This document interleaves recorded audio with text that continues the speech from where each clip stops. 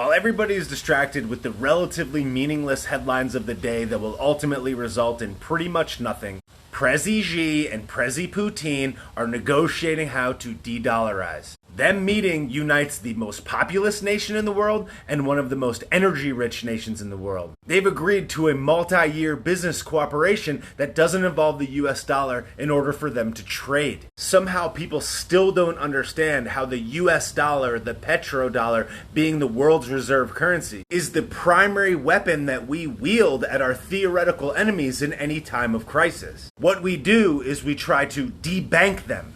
We put financial sanctions on them. Because as long as we control the money, the means of financial trade, the world's primary reserve currency, and the means by which oil, the most necessary resource in the entire world, is traded, we essentially hold the upper hand in most negotiations. If China and Putin start trading without using USD, and then other countries that are maybe fed up with us and us being in power start to do the same, especially with how we raised the standard of living in our country and created all this prosperity on the back of fossil fuels, but now are telling other developing countries to not do the same because of saving the planet or whatever, and also we just kind of go wherever we want and regime change and whatever. If they get sick of us and they all team up, suddenly the big bully on the playground isn't so big. And while we're stuck in this woke ideological save the planet trap, gaslighting our constituents about how we need to import oil and energy from other countries to save the planet, as opposed to getting it from here,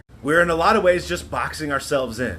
Because we don't really produce as much. We import a lot of our products from overseas. We certainly don't manufacture that much here. We've made it cost prohibitive and put up a lot of red tape to prevent it. So this high standard of living that we have by importing cheap goods based on IOUs that we print out of thin air may soon be coming to an abrupt end. And while everybody is worried about every other thing, everybody just tends to forget that we are competing in a global marketplace. And what goes up ultimately must come down. Great empires have risen and fallen throughout history. Don't we look at that? Don't we pay attention to that? Well, who's the great empire right now? It's us. And if there was ever a sign that our empire was to be at threat, it would happen through this monetary system, internal divide, and with absolute certainty, the partnership of lots of other big nations with lots of resources and people that were fed up with our antics. So maybe if we could get out of our own way and stop looking around at the dumb things around us that don't mean anything, and we could realize we're competing on a global scale, that would be great. So yeah.